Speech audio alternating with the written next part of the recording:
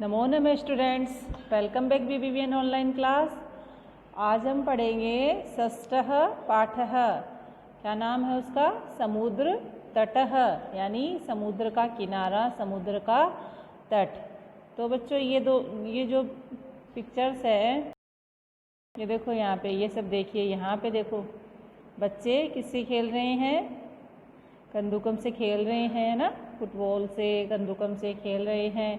यहाँ पे जो बच्चे हैं ये मिट्टी का घरौंदा बना के खेल रहे हैं। यहाँ पे जो ये बच्चे हैं लहरों के साथ खेल रहे हैं, है ना। यहाँ पे ऐसे ये पानी में लहरों के साथ खेल रहे हैं। और इधर देखो ये कुछ बच्चे कर रहे हैं, है ना।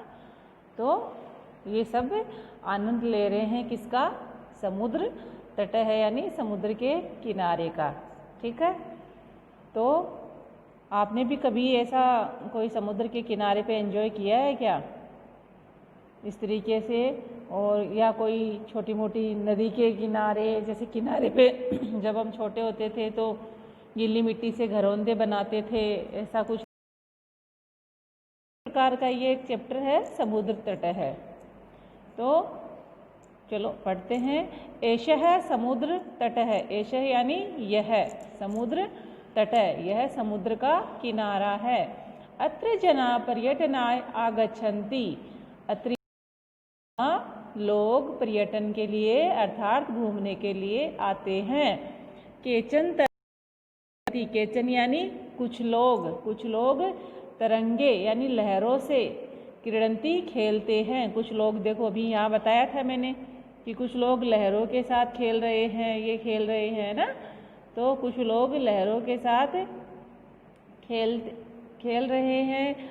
बालिकाः च बालुकाभिः बालुका गृहं रचयन्ति, यानी बालिका और बालक क्या कर रहे हैं? बालुका भी, यानी बालुका से, बालुका जानते हो मिट्टी, है ना।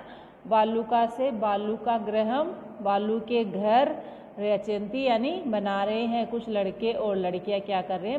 मिट्टी से बालू के या मिट्टी के घरौंदे घर बना रहे हैं। देखो ये यहाँ पे बना रहा है ना बच्चा, ये वाला, है ना। तो इस प्रकार के घर बना रहे हैं। ठीक है। फिर है मध्ये मध्ये तरंगाः बालुका गृहं प्रवाहयन्ति।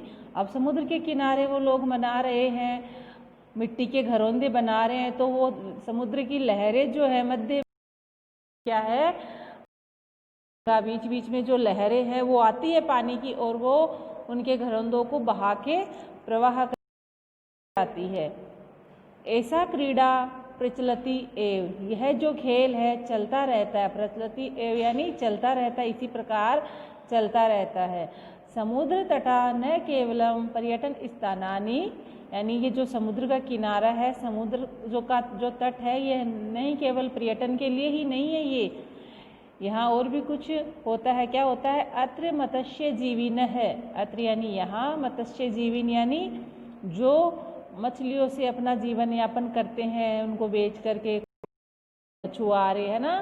तो यहाँ मछुआरे अपि स्वजीविकाम चालयन्ति, मछुआरे भी अपना जीवन यापन, अपना स्वजीविका, अपनी जीविका चलाते हैं। किससे? समुद्र में जो होने वाली मछलियाँ है उनसे। नेक्स्ट है अस्माकं देशे, हमारे देश में बहवः यानी बहुत समुद्र तट हैं, या बहुत ही सारे हैं। हमारे देश में अलग अलग जगहों पर बहुत सारे समुद्र के हैं, वो बताते हैं। इन एतेषु मुंबई विशाखापत्तनम पूरी तटाः अतीव प्रसिद्धा सन्ति। इनमें से मुंबई, गोवा, कोच्चि, कन्याकुमारी का, विशाखापत्तनम, पूरी तटा, ये सब अति प्रसिद्धा सन्ति, ये सब बहुत प्रसिद्ध हैं।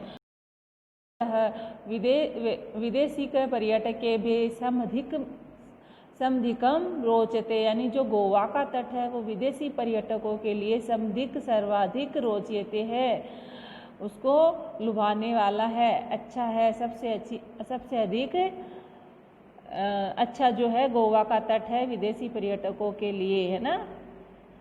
विशाखापत्तनम तटः, जो विशाखापट्टनम का जो तट है, किनारा है, वह किसके काम में आता है? वैदेशिक व्यापाराय प्रसिद्ध है। जो विदेशों का जो व्यापार होता है, गमनागमन जो उनका होता है समुद्र के द्वारा जहाज़ों से, उसके लिए विशाखापट्टनम का जो तट है, किनारा है, वह प्रसिद्ध है। कोची तट है नारिकेल फलेभ्य ज्ञायते, जो कोची का तट है वो है नारियल के फल के लिए जाना जाता है कि वहाँ पे नारियल के पेड़ ज़्यादा होते हैं और नारियल के फल वहाँ ज़्यादा लगते हैं, तो वह उनके लिए जाना जाता है। मुंबई नगर से जुहू तटे सर्वे जनः स्वेरम विहरन्ति, मुंबई नगर के जुहू तट पर क्या करते हैं? सभी लोग स्वेरम, बिना रोक टोक के स्वतंत्र विहरते रहते हैं, घूमते रहते हैं, भ्रमण करते रहते हैं। चेन्नई नगर से मेरीना दीर्घतम, चेन्नई नगर का जो मेरी तट है, मेरीना तट है, वह देश का सागरों में क्या है? सागर तटेषु, सागरों के तटों में सबसे बड़ा है। दीर्घतम यानी सबसे बड़ा है। कौन है? मेरीना तट। ठीक है। भारतस्य तिस्रषु दिशाशु समुद्र तटः सन्ति, जो भारत के क्या है कि तीनों दिशाओं में समुद्र के तट है। जानते हो ना भारत में अपने जो कभी मैप देखा है, चारों तरफ तीनों तरफ सागर होते हैं, है ना? तो भारत के तीनों दिशाओं की तरफ समुद्र तट है। सागर होंगे तो उनके तो तट होंगे ही। कौन कौन? अस्माद एवं कारणात् भारत देश द्वीप है इति कथ्यते, इन सभी कारणों के कारण भारत देश क्या है? प्रायद्वीप इति कथ्यते, प्रायद्वीप है। द्वीप वो होता है जो चारों तरफ से पानी से घिरा हुआ होता है, जिसके चारों तरफ पानी होता है, वह होता है द्वीप। और प्रायद्वीप क्या होता है?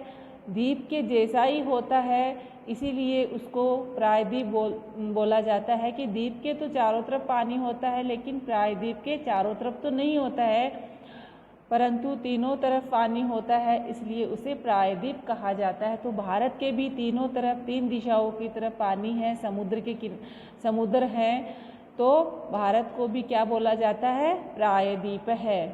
तो तीन दिशा में कौन कौन से हैं? पूर्व दिशायाम बंगोपसागर है, पूर्व दिशा की तरफ कौन सा है? बंगाल की खाड़ी है ना, तो बंगोपसागर है। दक्षिण दिशायाम, इसको रटो मत, इनको आप मैप से माइंड में बिठा लीजिए, है ना? और दक्षिण दिशायाम हिंद महासागर, और दक्षिण दिशा महासागर, और पश्चिम दिशायाम च अरब सागर अस्ति, दिशा में, इसलिए भारत को क्या बोला जाता है? प्रायद्वीप है। ठीक है। पूर्व दिशा में बंगाल की खाड़ी है, दक्षिण दिशा में हिंद महासागर है, और पश्चिम दिशा में अरब सागर है। एतेषां त्रयाणाम् अपि सागराणां संगम कन्याकुमारी तटे भवति, इन तीनों सागरों का जो मिलन होता है, सागराणाम संगम, संगम को क्या बोलते हैं? मिलन। वो कहाँ होता है? कन्याकुमारी तटे, कन्याकुमारी तट पर होता है। कौन कौन से सागरों का? बंगोपसागर, हिंद महासागर और अरब सागर। इन तीनों जो सागरों का जो संगम होता है, मेल होता है, उनका मिलन होता है, वह कन्याकुमारी के तट पर होता है। अत्र पूर्णिमायाः, अत्र यानी यहाँ, कहाँ? कन्याकुमारी के तट पर। कन्याकुमारी के तट पर क्या होता है? अत्र पूर्णिमायां चंद्रोदय सूर्यास्तम च युगपदे द्रष्टुम शक्यते, यानी पूर्णिमा तिथि के दिन चंद्रोदय, जो चंद्र उदय होते हैं, और सूर्यास्त यानी सूर्य अस्त होते हैं। चंद्र तो उदय होते हैं और सूर्य अस्त होते हैं, दोनों को युगपदे एक साथ ही द्रष्टुम शक्यते, देखा जा सकता है। किन किन को? कि सूर्य तो है, अस्त हो रहा है, और चंद्र उदय हो रहा है, चांद का उदय हो रहा है, दोनों को एक साथ हम एक ही समय देख सकते हैं। कहाँ देख सकते हैं? कन्याकुमारी के तट पर, पूर्णिमा तिथि पर। ठीक है। इस प्रकार ये आपका चैप्टर पूरा होता है। छोटा सा ही था, समुद्र तट है। इस चैप्टर इंटरेस्टिंग है, इसको आप पढ़िए। क्वेश्चन आंसर कल के वीडियो में करेंगे। Bye, thank you.